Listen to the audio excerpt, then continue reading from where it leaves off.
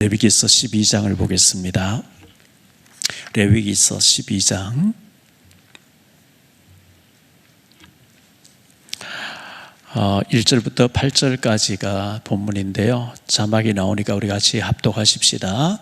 여호와께서 모세에게 말씀하여 이르시되 이스라엘 자손에게 말하여 이르라. 여인이 임신하여 남자를 낳으면 그는 이레 동안 부정하리니 곧 월경할 때와 같이 부정할 것이며 여덟째 날에는 그 아이의 보피를 뺄 것이요 그 여인은 아직도 33일 동안 지나야 사녀를 깨끗하리니 정결하게 되는 기한이 차기 전에는 성물을 만지지도 말며 성소에 들어가지도 말 것이며 여자를 낳으면 그는 두 이레 동안 부정하리니 월경할 때와 같을 것이며 사녀를 깨끗하게 되는 66일을 지내야 하리라. 아들이나 딸이나 정결하게 되는 기한이 차면 그 여인은 번제를 위하여 1년 된 어린 양을 가져가고 속죄제를 위하여 집비둘기 새끼나 산비둘기를 회막문 제사장에로 가져갈 것이요 제사장은 그것을 여호와 앞에 드려서 그 여인을 위하여 속죄할지니 그리하면 사녀리 깨끗하리라.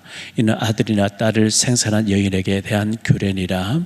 그 여인이 어린 양을 바치기에 힘이 미치지 못하면 산비둘기 2마리나 집비둘기 새끼 2마리를 가져다가 하나는 번제물로 하나는 속죄제물로 삼을 것이요 제사장 그를 위하여 속죄할지니 그가 정결하리라. 아멘. 우리 군일 선수가 일본에 가서 아마 지금 테스트 받고 있는 것 같은데 길이 잘 열릴 수 있도록 좀 여러분들 기억나실 때마다 좀 기도해 주시기를 바라고요. 저희 외손자도 그루도 축구를 좋아하고 축구를 위해 살겠다고 굉장히 축구를 좋아하는데 기도만 계속 했었어요. 근데 축구 선수가 되려면 키가 커야 되잖아요. 키가 너무 작으니까 하나 키도 막 크게 해달라고 했고 군일 선수를 좀 길을 열어달라고 기도하는 가운데 늘 전에부터 마음에 생각이 있었는데 박주영 선수의 어머니 되시는 김옥란 권사 장로님 생각이 나서 제 카톡을 보니까 폰이 저장되어 있는 거예요. 그래서 장로님 좀 우리 외손자가 이렇게 축구를 하려고 하고 또 우리 교회에 군일이라는 선수가 있는데 일본에 이렇게 하는 가운데 좀 기도해 달라고 하니까 통화를 하자고 이렇게 문자가 와서 통화를 1시간 가까이 했는데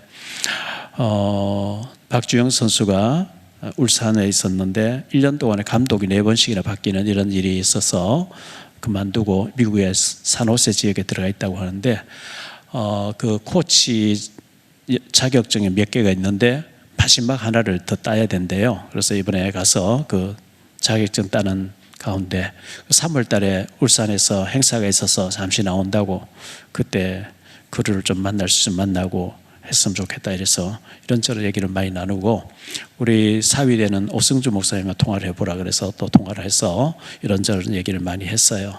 그리고 군일 선수 부탁을 했는데 우리가 뭐 아무리 부탁하고 아는 사람들에게 얘기해도 하나님 배후에 하나님이 하셔야 되잖아요. 그래서 우리 기도가 필요한 거거든요.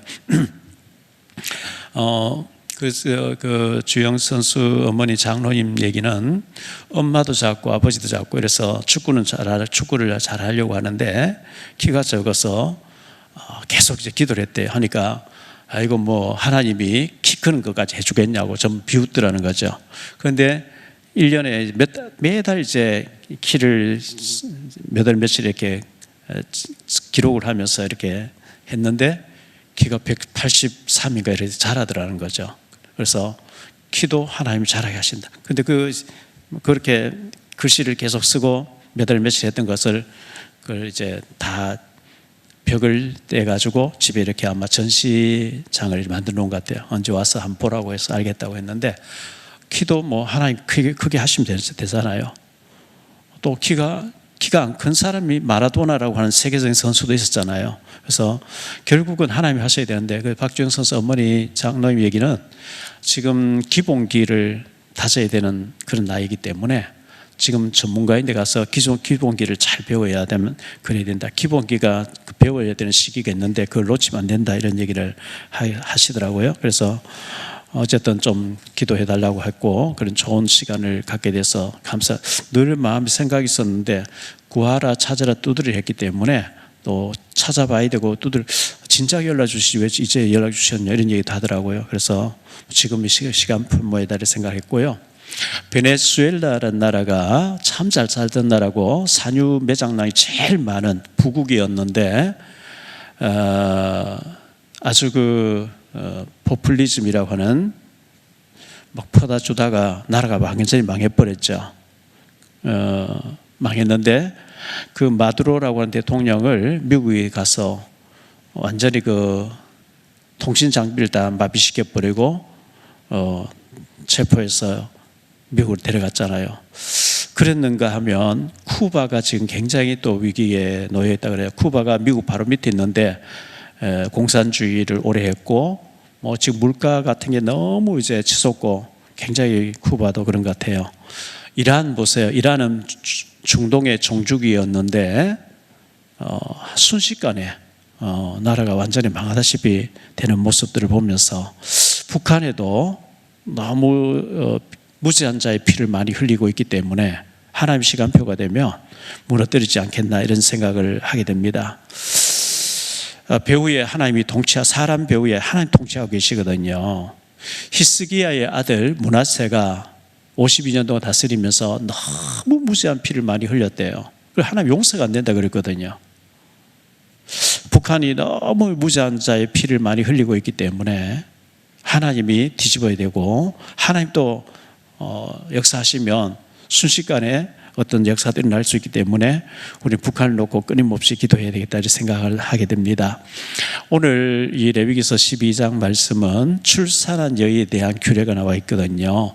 창세기 1장 1절로 31절에 보면 하나님이 좋았더라 계속 말씀을 하셨는데 7번씩이나 좋았더라 말씀하셨어요. 창세기 1장에서. 그런데 창세기 1장 31절에 사람을 지어놓고 난 뒤에 보시기에 심히 좋았더라 심히 좋았더라 했는데 창세기 2장 18절에 가서 보면 여호와 하나님이 이르시되 사람이 혼자 사는 것이 좋지 아니하니 좋았더라 하시는 하나님께서 좋지 아니하시니 이제 그게 혼자 사는 거 좋지 않대요.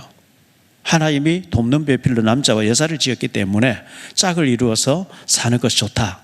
그래서 아담을 깊이 잠들게 해놓고 창세기 2장 21절 25절에 보면 나오죠. 여호와 하나님이 아담을 깊이 잠들게 하시니 이 성경 읽다가 마취제를 만들어냈다 그러죠. 깊이 잠들게 해놓고 잠들매 그가 그 갈빗대 하나를 취하고 살로 대신 채우시고 여호와 하나님이 아담에게서 취하신 그 갈빗대로 여자를 만드시고 그를 아담에게로 이끌어오시니 아담이 이르되 이는 내 뼈 중에 뼈요 살 중에 살이라 이것을 남자에게서 취하였은즉 여자라 부르리라 하니라. 이러므로 남자가 부모를 떠나 그의 아내와 합하여 둘이 한 몸을 이룰지로다. 아담과 그의 아내 두 사람이 벌거벗었으나 부끄러워하지 아니하더라 그랬어요.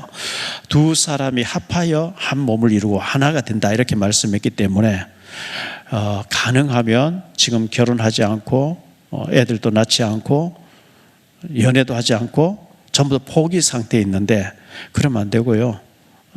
잘 살아야 되고 다산의 축복을 받아야 되고 생육하고 번성하라 했기 때문에 창세기 1장 27절 28절에 보면 말씀 나오죠.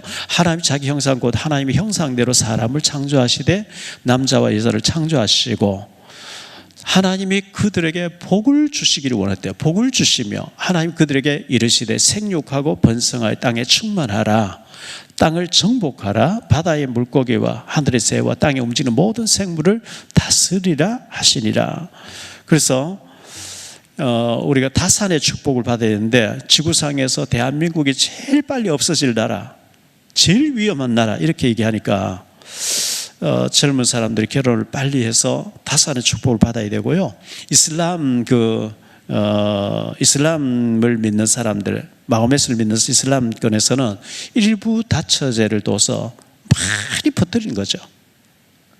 그런데 예수 믿는 사람이 생육하고 번성해야 되는데 결혼도 포기하고 낳지도 않고 이러면 잘못된 것이거든요. 그래서 정말 우리가 이 밤에 대한민국을 주님 초인류 국가로 다산의 바람이 다시 불 수 있도록 기도해야 되겠고 2월 1일부터 2월 4일까지 우리 교회에서 민족복음 8천만 민족복음화 인천 지역 집회가 있는데요.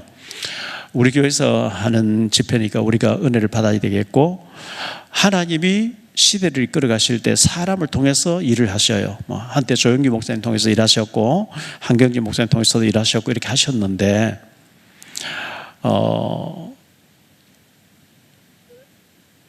신명기 5장 5절에 보면 하나님이 모세를 하나님과 백성 사이에 중보자를 세우셔서 말씀을 모세가 중간에 전달하도록 해서 이끌어 가셨다 그랬거든요. 그때 너희가 불을 두려워하여 산에 오르지 못하므로 내가 여호와와 너희 중간에 서서 여호와의 말씀을 너희에게 전하였노라. 여호와께서 이르시되, 모세가 하나님과 백성 사이 중간에서 하나님 말씀 받아 전달해 준 것처럼 하나님은 목사를 세우고 교회를 세우고 목사를 세워서 또 이제 총회장님이나 아니면은 전도자나 그 어떤 그 시대적인 부흥사를 통해서 일을 해 가시는데, 마지막 부흥사의 마지막 이 대임 목사님이라고 하는 분이 오셔서 시간 은혜 주시지 않겠나 싶고요. 누군가는 사모하고 기도하는 사람은 큰 응답 받게 될 것이고, 누군가는 근데 난 관심이 없어 이런 사람은 응답 못 받게 될 것이 같거든요. 한 사람이라도 은혜를 받고 정말 굉장히 축복받는 올해가 됐으면 좋겠습니다. 올해 하나님께서 우리에게 복을 주시겠다고 말씀했는데요. 신명기 8장을 놓고 제가 계속 묵상하면서, 하나님 이 말씀이 반드시 올해 성취되게 해주세요. 우리 교회에 이 말씀을 주셨으니까 그 기도를 계속하면서 묵상하고 또 묵상하고 기도하고 하는데, 사람이 떡으로 사는 게 아니고 돈 있다고 되는 게 아니고, 하나님 돈이 있어도 건강 안 주시면 안 되잖아요. 하나님 건강도 주셔야 되고 은혜도 다 주셔야 되는데, 사람이 떡으로 사는 게 아니고 하나님 말씀으로 살아야 된다. 말씀을 붙잡아야 되거든요. 그리고 너희를 낮추고, 이 40년 동안 광야에서 낮추어서 마침내 네게 복을 주기 위함이라. 이 낮춘다는 말이 뭘까? 원어도 찾아보고 묵상도 하고 하는 가운데, 기적을 보면 우리가 낮아지느냐? 아니에요. 네 조상들도 알지 못한 만나를 광야에서 네게 먹이셨나? 이는 다 너를 낮추시며, 낮춘다는 말이 계속 나왔거든요. 너를 시험해서 마침내 네게 복을 주기 위함이라 했는데, 민수기에 보면 두 군데에서 나오죠. 출애굽한 이스라엘 백성들의 남자 장정이 60만 조금 넘었어요. 63만 명 가까이 된 60만이라 치고요. 여자와 아이들 외에 노약자 안 들어갔으니까요.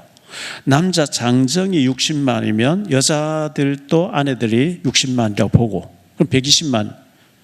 그런데 이제 연세 드신 분까지 하면 200만, 최하 200만 아니면 300만이라고 학자도 추산하는데, 120만 명이라고 봐도 어떤 사람 계산해서 얘기하기를 하루에 82명씩 죽어나갔대요.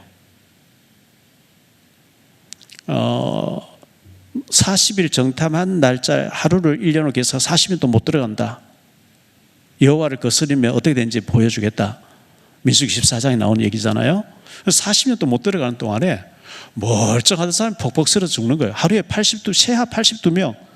여자들 이제 200만을 치면 하루에 한 150명 가까이 죽어나는 거예요. 모세는 계속 장례식을 보았고요.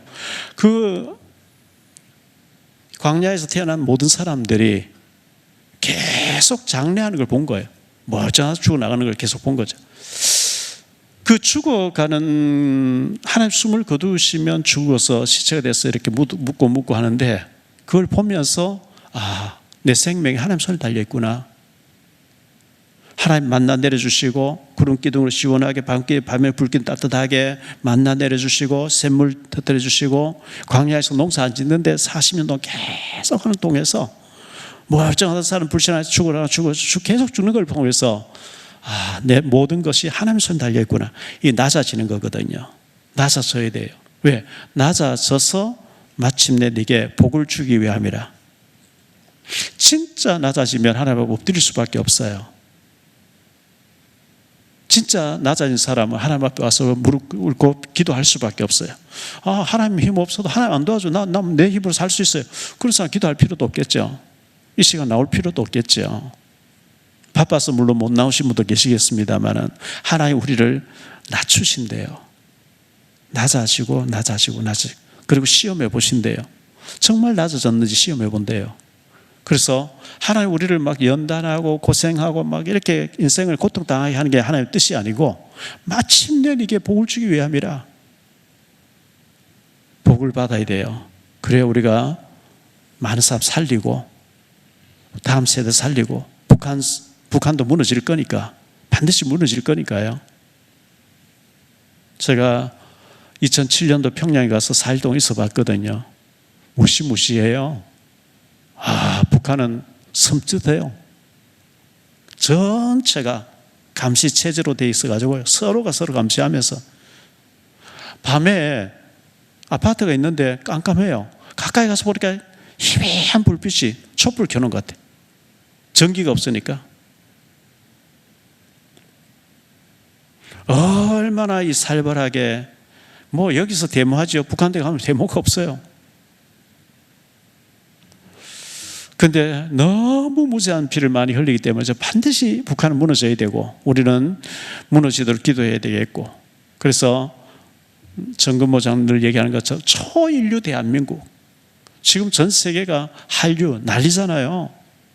우리 진짜 다산의 바람 불고 남북 통일되고 하면 세계 최고의 나라 될 것 같은데,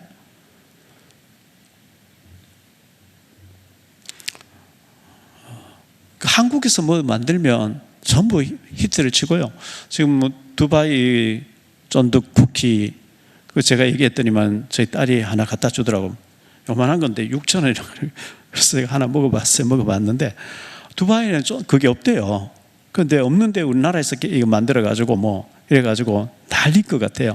어쨌든 지금 한류가 전 세계에서 난리고, 지금 외국에서는 한국에 와서, 저는 관광 다니는데 관광 안 다니고 실제로 홍대 앞에 가서 또 어디 가서 실제로 그 마트에 들어가서 이런 것을 한국 사람들 드라마 속에 나오는 그걸 체험해보는 이런 것이 계속 뜨는 걸 보면서 난리인데, 자, 오늘 말씀 결혼과 출산에 대해서 나옵니다.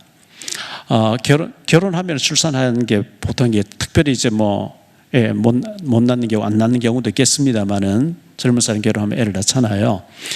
아들을 낳을 경우, 아들을 낳았어요. 결혼해서 임신해서 아들을 낳게 될 경우에 1절부터 4절까지 다시 보죠. 여호와께서 모세에게 말씀하여 이르시되 이스라엘 자손에게 말하여 이르라. 여인이 임신하여 남자아이를 낳으면 그는 이래 동안 부정하리니 곧 월경 때와 같이 부정할 것이며, 8째 날에는 그 아이의 포피를 뵐 것이요, 그 여인은 아직도 33일을 지내야 사녀를 깨끗하리니 정결하게 되는 기한이 차기 전에는 성물을 만지지도 말며 성소에 들어가지도 말 것이며, 이렇게 말씀했어요. 왜 그 미국의 의학자들이, 그 경건한 크리스찬들이 성경에는 난지 8일 만에 할례를 행했느냐, 이거 연구하다가 어마어마한 걸 발견했다고 그런 얘기를 많이 들었거든요. 우리가 태어나면 피가 계속 이렇게 안에서 우리가 피가 돌잖아요. 몸이 도는데 8일째 되는 날만, 7일도 아니고 9일째도 아니고 8일째 되는 날만 피순환이 굉장히 느리게 한대요. 그때 의학적인 그게 큰 장비가 있었겠습니까? 부싯돌 가지고 남자아이의 포피를 베고 포경 수술을 해주는 건데, 할례를 행하는 건데 피가 많이 흐르지 않는데요. 난지 8일 만에 할례 받은 자와 결혼해서 한 사람들의 여자들이 부인병이 거의 없다고 이렇게 하는 얘기를 목사님들, 박사님들 하는 얘기를 들으면서 우리가 이해가 안 되어져도 하나님 하라는 대로 하면 틀림없다 이렇게 얘기했는데요. 아들을 낳을 경우에는 7일 동안 부정하고 8일째 된 날은 할례를 해라. 시편 127편 3절에 보면 보라, 자식들은 여호와의 기업이요 태 열매는 그의 상급이라. 자녀들을 낳았는데 하나님 믿음의 가정에 자녀를 주신 것은 하나님의 기업으로 키워내라고, 작품으로 키워내라고 우리에게 상급으로 주셨다 그랬어요. 그래서 우리 자녀들을 굉장히 어릴 때부터 믿음으로 키워야 되는데, 우리 자녀가 부모를 보고 그대로 닮아요. 부모님이 기도하면 애들도 기도하고, 부모님이 헌신하면 애들도 헌신하게 돼 있고, 부모님이 불신앙하면 애들도 불신앙하게 돼 있거든요. 이번 주일날 설교 민수기 7장 가서 설교할 때 얘기하겠습니다. 1년에 한 번 헌금에 대해서 기도해야 되는데, 꼭 헌금에 대한 기도가 아니고 우리 자녀가 나처럼 신앙생활하면 되겠나, 나처럼 헌신하면 되겠냐, 나처럼 믿음 생활하면 되겠냐. 왜? 부모를 닮게 돼 있어요. 구역장을 닮게 돼 있어요.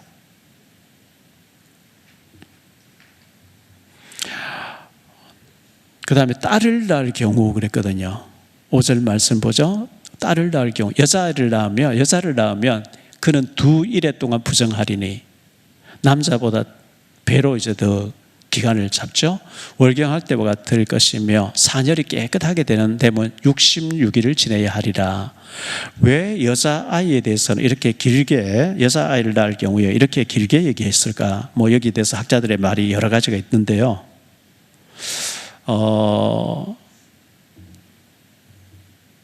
그 산모가 애를 낳고 난 뒤에 산후조리를 못하면 평생 몸이 아프대요. 그 생명을 낳는다는, 생명이 탄생된다는 거, 엄마의 그 영양가를 다 받고 생명이 태어난다는 거, 몸에 보이지 않게 굉장히 그 진액이 다 빠지는 거죠. 그리고 애를 낳고 난 뒤에 2달 가까이 산후조리를 잘 해야만 병이 없이 건강함을 유지하며 다음에 또 아이를 낳을 수 있는 건데, 산후조리를 못하면 평생 골병 들고 몸이 허약해지고 겉은 멀쩡해 보여도 병이 들고 너무너무 안 좋다는 거예요. 학자들의 말입니다. 그래서 여자아이는 자라서 또 엄마가 돼야 돼, 또 애를 낳아야 되는 게, 어릴 때 건강하게 잘 산후조리를 하고 아이와 산모가 건강하게 회복돼서야 평생을 다산을 이렇게 하면서 살 수 있기 때문에 배로 더 이렇게 기간을 줬다, 뭐 그렇게 해석하더라고요. 그만큼 산모가 애를 낳는다는 건 중요한 것이고 산후조리가 그렇게 중요하다는 것을, 그래서 부정하니까 가까이 하지, 사람도 가까이 하지 마라, 이 말은 전염병이 잘 옮길 수도 있고 많은 사람 왔다 갔다 하면은 그만큼 산모가 지금 현재 또 아기가 질병에 노출될 확률이 있기 때문에 완전히 격리해서 회복하는 기간, 건강을 잘 회복하도록 조치를 하는, 정말 그 아이와 산모를 보호하는 차원에서 하나님이 그렇게 정하셨다, 이렇게 학자들이 해석하는 걸 보았습니다. 격리하라는 것은 산모의 건강 보호를 위해서 그렇게 부정하다고 하면서 격리를 시켜라, 이거는 전적으로 하나님께서 그 아기와 산모를 긍휼히 여기시는 하나님의 조치라는 겁니다. 산후조치 잘못하면 안 되죠. 그래서 옛날에 뭐 시어머니가 좀 아주 그 이해심이 작고 이러면은 애 낳고 금방 부엌에 들어가서 밥을 해야 되고 이렇게 하면 그 골병이 들어가지고 늘 아프고 하잖아요. 2달 가까이는 절대 아무것도 하지 말고 건강을 회복하고 이렇게 움직일 수 있도록 배려를 하고 그런 조치를 하라고 성경은 이미 몇천 년 전에 이렇게 말씀하고 있어요.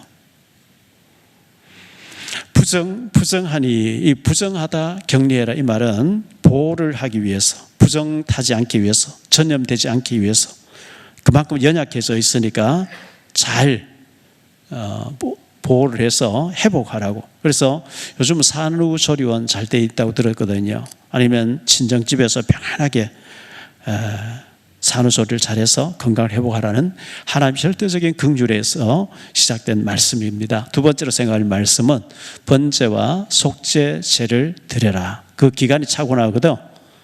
성전에 가서 번제와 속죄제를 드려라, 이렇게 말씀했는데요. 번제, 첫째 먼저 생각할 말씀 번제인데요. 이 번제는 6절에 말씀하고 있어요. 아들이나 딸이나 정결하게 되는 기한이 차면 그 여인은 번제를 위하여 1년 된 어린 양을 가져가고, 번제는 완전히 태워서 죄를 만들어 버린 거예요. 하나님 앞에 온전히 헌신하는 것. 내 평생 완전히 믿음으로 하나님 앞에 헌신하면서 믿음으로 살기를 원합니다 하는 것이 번제의 정신이거든요.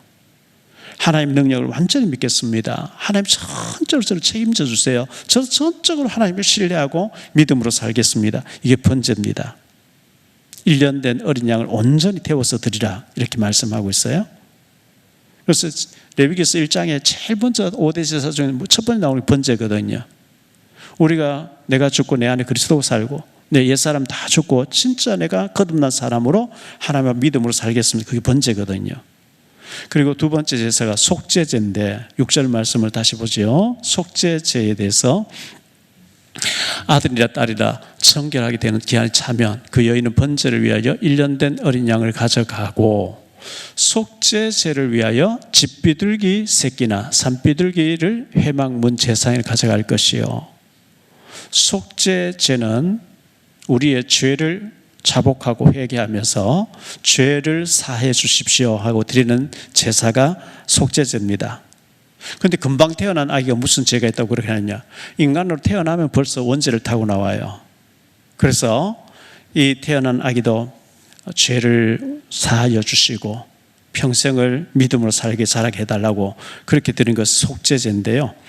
이 집비둘기 새끼나 산비둘기 새끼를 회막문 제사장에게로 가져가라 이렇게 말씀했어요. 산모가 약 2개월 가까이 격리되어 있으면서 회복되는 동안에 제사를 일절 못 드렸어요. 이제 다시 제사를 드리고 다시 성전에 들어가서 예배를 드리면서 이 태어난 아기의 죄도 사하시고 또 저에게도 있는 죄도 사해달라고 하나님 앞에 드리는 속죄제를 드려라 이렇게 말씀하고 있습니다. 하나님의 은혜로 성결하게 되고 구원받은 자가 자라기를 하나님 원하시고 제사함 받은 제사를 하나님께 드린 것이 속죄제인데요. 7절 말씀 보니까 제사장은 그것을 여호와 앞에 드려서 그 여인을 위하여 속죄할지니 그리하면 사녀를 깨끗하리라. 이는 아들이나 딸을 생산한 여인에게 대한 규례니라 이렇게 말씀하고 있어요. 아기를 낳으면 반드시 번제를 드리고 속죄제를 드려야 된다. 그리고 가난해서 그 드리기 어려운 사람은 하나님 또 배려를 하는 장면이 8절에 마지막 절에 나오죠. 그 여인이 어린 양을 바치기에 힘이 미치지 못하면 산비둘기 2마리나 집비둘기 새끼 2마리를 가져다가 하나는 번제물로 하나는 속죄제물로 삼을 것이요. 어린 양을 드려야 되는데 어린 양 드릴 수 있는 형편이 안 되는 사람은 산비둘기는 집비둘기 새끼를 제사장에게 가져가고 제사장은 그를 위하여 속죄할지니 그가 정결하게 되리라. 아무리 가난해도 비둘기 새끼 한 마리는 드릴 수 있으니까 그렇게 해서 일단 제사함 받으라, 헌신을 드려라 이렇게 말씀했어요. 산모와 아기가 하나님께 정결해지기를 거룩한 제사를 드리라고 말씀하고 있고요. 사실 남자들은 모르지만 여자들이 아기를 낳을 때 죽음을 맛보는 것 같아요. 제가 저희 집사람도 요셉이를 낳는데 병원을 따라갔다가 밖에서 그냥 막 죽는다 소리 들으면서 얼마나 기도했는지 몰라요. 얼마나 고통스럽겠어요. 근데 그런 죽음을 맛보면서 그게 바로 창세기 3장 16절의 결과잖아요. 또 여자에게 이르시되 내가 네게 임신하는 고통을 크게 더하리니 네가 수고하고 자식을 낳을 것이며 너는 남편을 원하고 남편을 다스릴 것이니라 하시고 이렇게 말씀했는데요. 그 성경에 고통이 있다고 말씀했어요.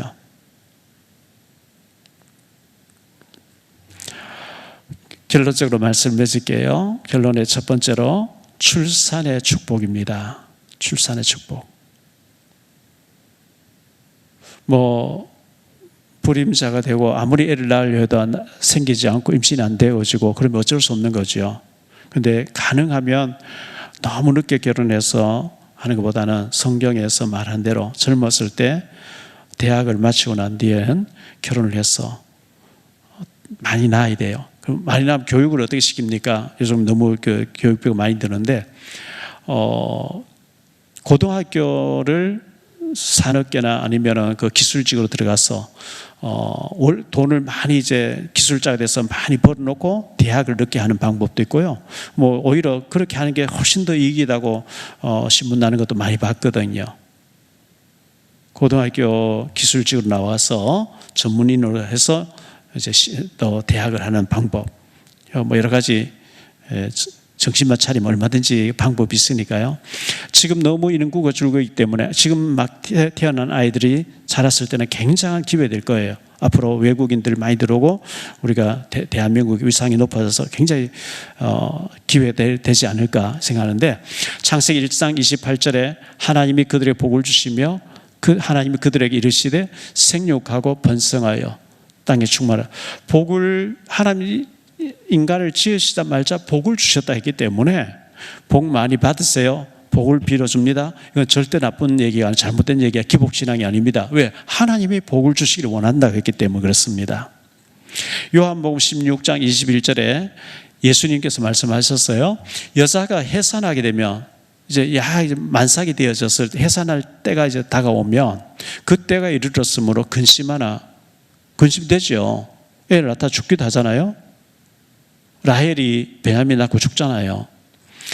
근심하나 아기를 낳으면 세상에 사람 난 기쁨으로 말미암아 그 고통을 다시 기억하지 아니하고. 왜? 태어난 아기 너무 이쁘니까요. 다시 그 고통을 기억하지 아니한다. 왜? 생명이 살아나서 자라서 하나님 형상이 이제 움직이고 있기 때문에 고통 금방 잊어버린다, 이렇게 말씀하고 있어요. 그래서 우리는 다산의 축복이 받아야 대한민국 희망이 있고, 또 우리 자녀를 많이 낳아서 그 자녀들 중에 선교사도 나오고 정치인도 나오고 경제인도 나오고 문화예술인도 나오고, 의사가 되어지면 의료 선교사로, 박사님이 나오면 교육학 박사님으로 선교사로, 전 전문 분야에서 선교사적인 사명자로 서면 되니까요. 두 번째, 부정함으로 격리하라. 이 말씀은 산모의 건강과 아기의 건강하게 잘 자랄 수 있도록, 너무 이제 전염병이 많고 위험하니까, 아직 금방 연약한 가운데 있으니까 보호하고 하나님이 배려하는 차원에서 부정하니 감염을 예방하는 기간으로 격리시켜서 회복되도록 해라. 하나님의 전적인 긍휼과 은혜입니다. 세 번째로, 여자가 숫자에 들지 않았던 이유가 있습니다. 왜 남자들은 카운트하고 5,000명, 보리다스 물고기 두면 5,000명 할 때 여자와 아이 외에 여자를 카운트에 넣지 않았을까요? 베드로전서 3장 7절에 말씀하죠. 남편들아, 이와 같이 지식을 따라 너희 아내와 동거하고 그를 더 연약한 그릇이요 또 생명의 은혜를 함께 이어받을 자로 알아 귀히 여겨라. 이는 너희 기도가 막히지 아니하게 하려 함이라. 그는 또 아내를 더 연약한 그릇같이 여겨 지식을 따라 동거하고, 이렇게 말씀하고 있어요.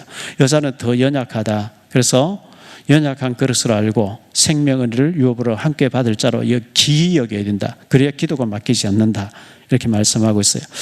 여자가 카운트에 들지도 않았는데 남편을 전체로 의지하고, 남편은 아내를 완전히 책임지고 보호를 해야 되죠. 그래서 여자는 약하다, 그러나 어머니는 강하다, 이런 얘기가 있잖아요.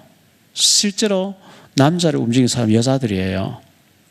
여자가 굉장히 강해요. 그 여자분들이 굉장히 기도를 많이 해요. 왜? 아담을 무너지게 한 사람이 하와였기 때문에. 여자들이 기도를 많이 하고, 여자들이 깨어 있어야 되고, 여자들이 성령 충만해야 되고, 그래야 집안도 살고 후손들도 살고 축복받게 되어 있습니다. 잠언 31장 10절에 보면, 잠언의 마지막 장이죠. 누가 현숙한 여인을 찾아 얻겠느냐, 그거의 값은 진주보다 더하니라. 현숙한 여자, 하나님 보시기에 믿음이 있고 아주 지혜가 있는 현숙한 여자는 진주보다 그 값이 더 귀하다. 잠언 31장 29절로 30절입니다. 덕행 있는 여자가 많으나 그대는 모든 여자보다 뛰어나다 하느니라. 고운 것도 거짓되고 아름다운 것도 헛되나 오직 여호와를 경외하는 여자는 칭찬을 받을 것이라. 하나님을 경외하는 여자가 되어야 된다, 이렇게 말씀하고 있어요. 그러면 그 경외하는 신앙심이 남편에게도 자녀에게도 그대로 전달되어지기 때문에 잠언의 마지막 부분에 현숙한 여자가 최고다. 그 가정을 살리고 남편도 살리고 자녀도 살리고 사회도 살리고 다 살린다, 이렇게 말씀하고 있어요. 정말 건강한, 영적으로 육신적으로 건강한 우리 여성 성도님들이 많이, 중직자가 많이 일어나서 가정도 살리고 자녀들도 살리고 구역도 살리고 교회도 살리는 놀라운 축복이 우리 모두에게 있어지게 되기를 예수님 이름으로 축복합니다.